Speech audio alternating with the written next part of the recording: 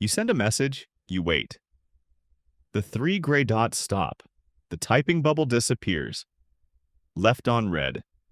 A tiny ping becomes a lead weight in your chest. Your mouth goes dry. You replay the last line you typed. You wonder if you said too much. You wonder if you said nothing at all. That sting is immediate, real, too real.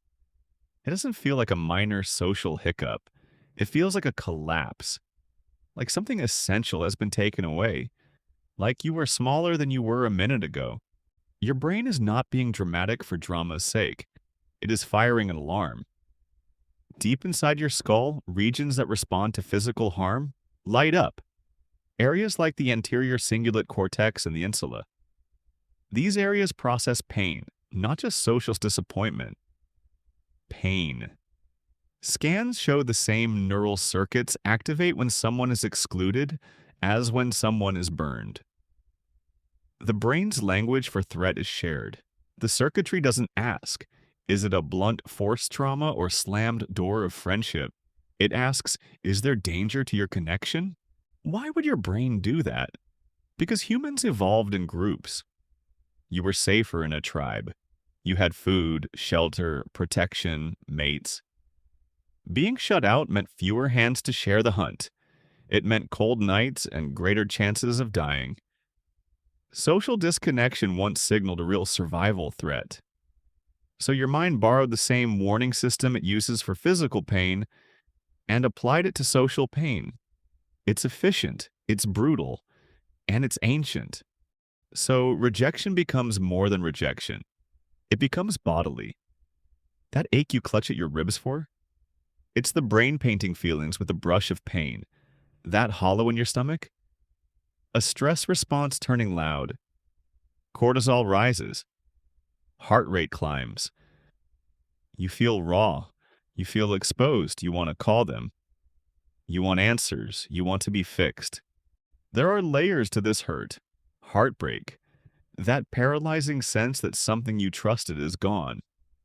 Embarrassment. That hot flush when you imagine everyone noticing your fall.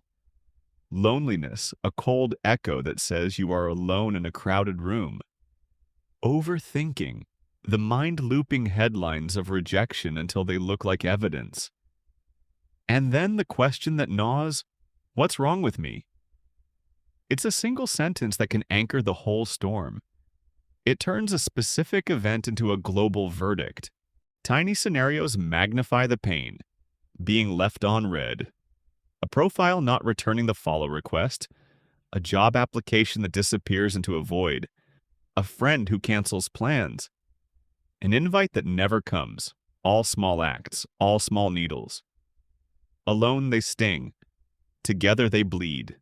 Your brain also remembers. Neural pathways strengthen with repetition. Repeated rejection tunes your system to expect it. You become hypervigilant. You scan faces for micro-expressions. You edit your words before you type them. You rehearse exits. This is survival learning misfiring in modern life. Back then, anticipating exclusion could keep you alive. Now it steals your evenings. Biochemically, it looks like withdrawal. Dopamine dips when anticipated social reward doesn't arrive. There's a craving for repair, someone to validate you, to reconnect you, to reassure you.